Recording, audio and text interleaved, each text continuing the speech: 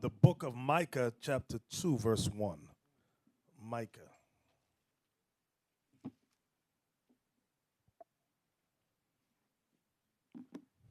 Micah chapter 2, verse 1. Woe to them that devise iniquity and work evil upon their beds. When the morning is light, they practice it, because it is in the power of their hand. When it is in the power of their hand, when Esau was given the technology of weaponry in terms of firearms, they did much damage. The cannon, the gun. Read on.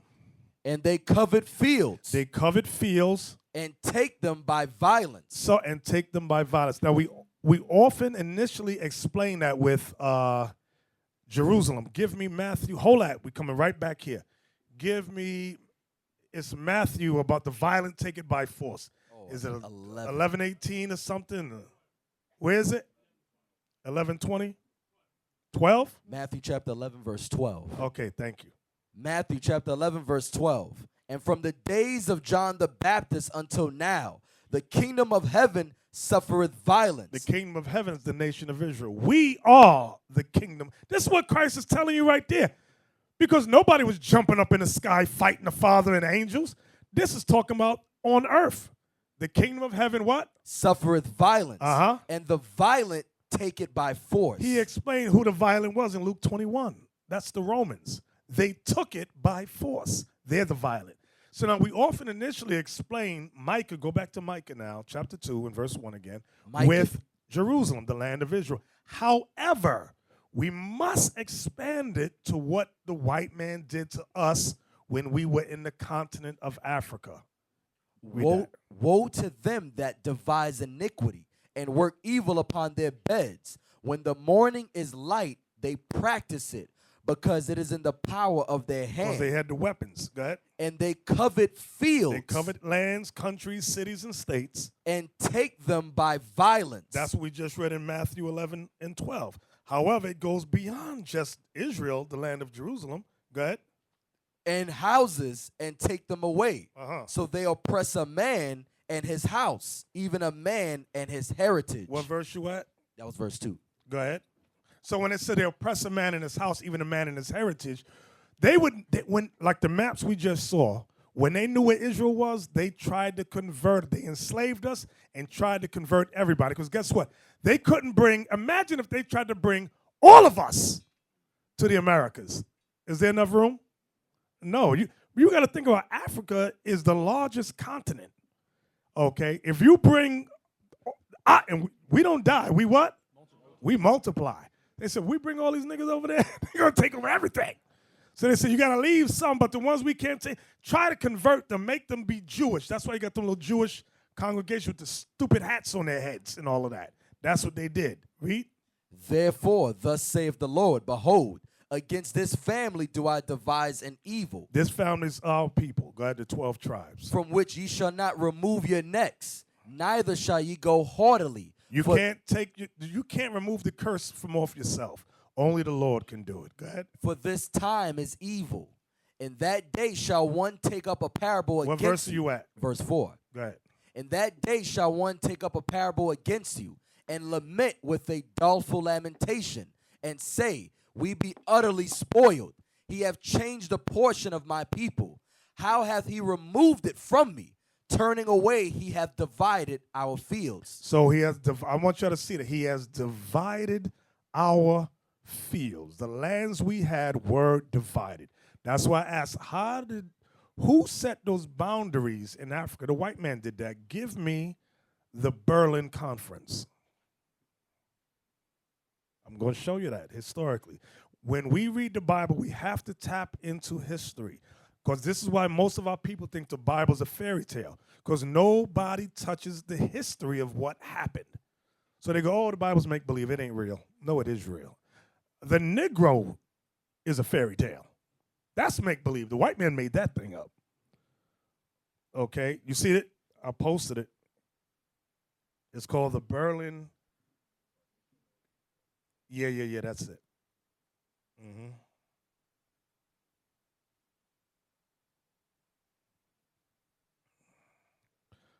Okay, Y'all see the partition of Africa. Okay, let's read that. The partition of Africa began in earnest with the Berlin Conference of 1884 through 1885. So write that down. Berlin Conference of 1884 to 1885. We're going to click that in a few minutes, but go ahead. And was the cause of most of Africa's borders today. See that? The Berlin Conference was the cause of most of Africa's borders today. Can you read that bottom part of Micah 2 and 4? Okay. Yeah. Micah chapter 2, verse 4. How hath he removed it from me? Turning away, he have divided our fields. He has divided our fields. It says the Berlin Conference of 1884 to 1885 and was the cause of most of Africa's borders today. They divided our fields. Read on. This conference was called by German Chancellor Bismarck to settle how European countries would claim colonial land in Africa and to avoid a war among European nations over African territory. So what they did, they said, listen, we need a conference because France wants some of the land, England, Germany, Spain, Portugal, Italy, Belgium. They said, we need a conference. And we'll, like, for lack of a better word, we'll cast lots to see who gets what. And this is what they did regarding the continent of Africa. They already took Jerusalem. They already took Israel. Now they wanted the rest. Go ahead. All the major European states were invited to the conference. Germany, France, Great Britain, Netherlands, Belgium, Portugal, and Spain were all considered to have a future role in the imperial partition of Africa. The partition, that's the dividing our fields, our lands. And remember we went over a lesson earlier, a few months ago, about Belgium, King Leopold, and it said he wanted to teach Christianity. And it said he deceived. Remember that article said he tricked the Europeans? That's a lie. Belgium was part of this council, this conference here. He went over and said, I want this land. That was it. Yep. It wasn't, I want to teach them Christianity. No. They wanted the natural resources of the land and to enslave the people. Go ahead. The United States was invited because of its interest in Liberia, but did not attend because it had no desire to build a colonial empire in Africa. Now, that's going to play a part later on, as I'm going to show you. America got involved later on. Go ahead. Also invited were Austria-Hungary, Sweden, Norway, Denmark, Italy, Turkey, and Russia, who were all considered minor players in the quest for colonizing Africa.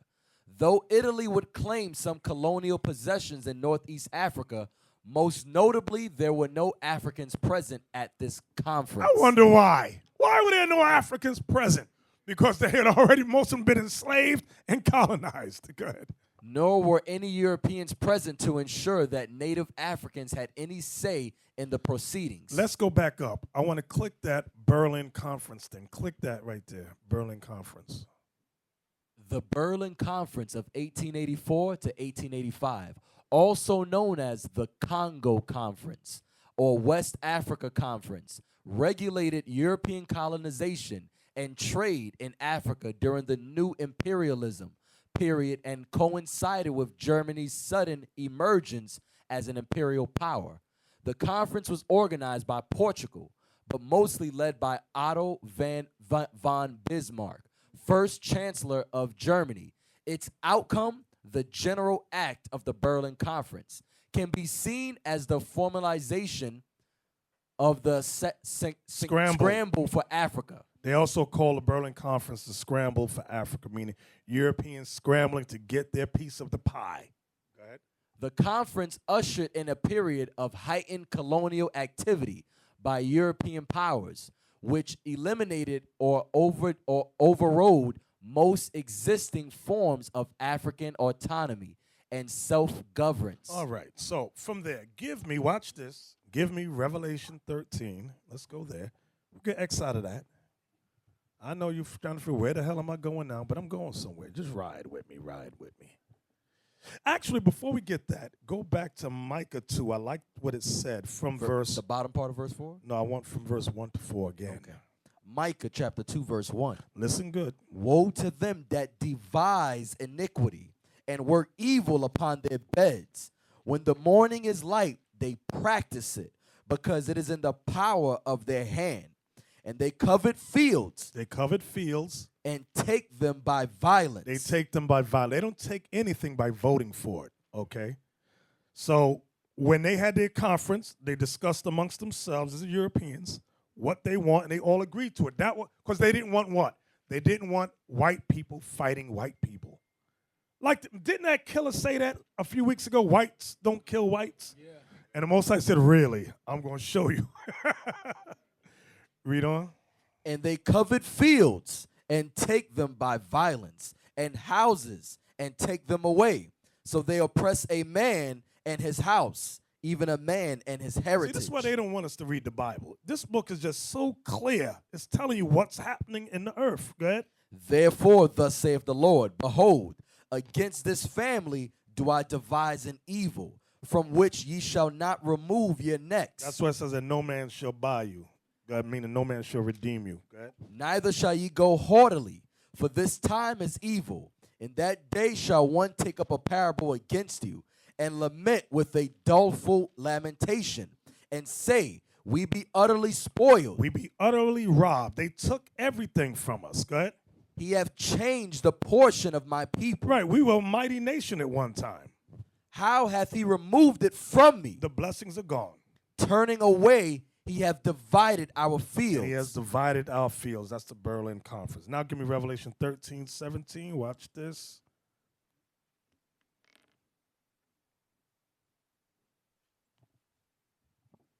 Revelation 19:17? Nope. 13:17. And that no, Revelation chapter 13, verse 17. And that no man might buy or sell, save he that had the mark or the name of the beast or the number of his name. Now that's a very pertinent scripture there.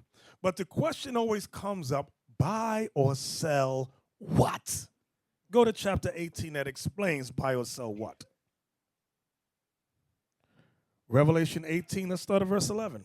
Revelation chapter 18, verse 11. Because you got Negroes in Harlem saying it's talking about buying a Snickers bars. It ain't talking about buying a Snicker bars. It ain't talking about buying Jordans either. Watch what's going to be bought and sold. Revelation chapter 18, verse 11. And the merchants of the earth. Write this down. The word merchants translates to corporations. Merchants translates to corporations. Go ahead. And the merchants of the earth shall weep and mourn over her. When they see Babylon destroyed. But watch this. For no man buyeth their merchandise anymore. For no man buyeth their merchandise anymore. Let's read on. The merchandise of gold. The merchandise of gold. Now watch what I'm about to say. What we're about to read is primarily things taken from the continent of Africa. And when we get to the bottom, you're going to see it crystal clear. Read that again. It's going to name the merchandise. Go ahead. The merchandise of gold and silver and precious stones and of pearls and fine linen and purple and silk and scarlet and all fine wood and all manner of vessels of ivory and all manner of vessels of most precious wood and of brass and iron and marble and cinnamon and odors and ointments and frankincense and wine and oil and fine flour, and wheat, and beasts, and sheep, and horses, and chariots, and slaves, and souls of men. So where do you think they got the slaves and the souls of men from? China? No.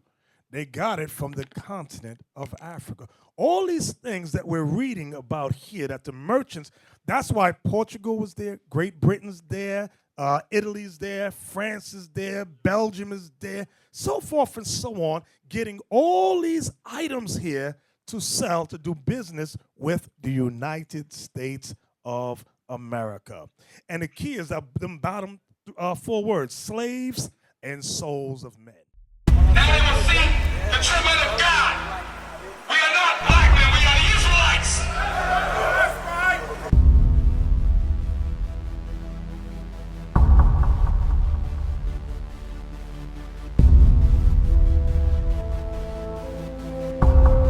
Take care of us. Take care of us. And our children too. And our children too. We have abandoned. We have abandoned.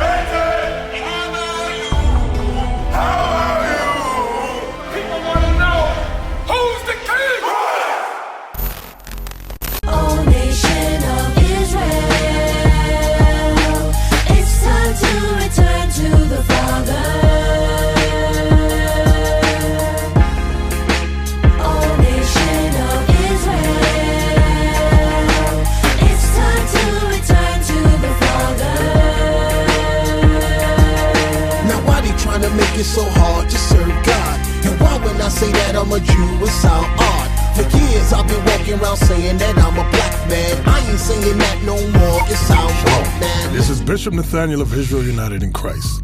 Please subscribe to our YouTube channels. Stay up to date with our latest events, music, and classroom lessons.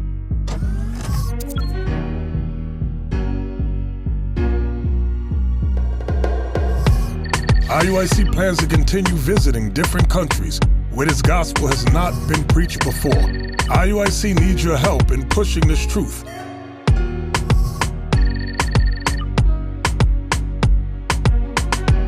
So join us. Subscribe to our Instagram, Facebook, Twitter, and podcasts, and stay up to date with us.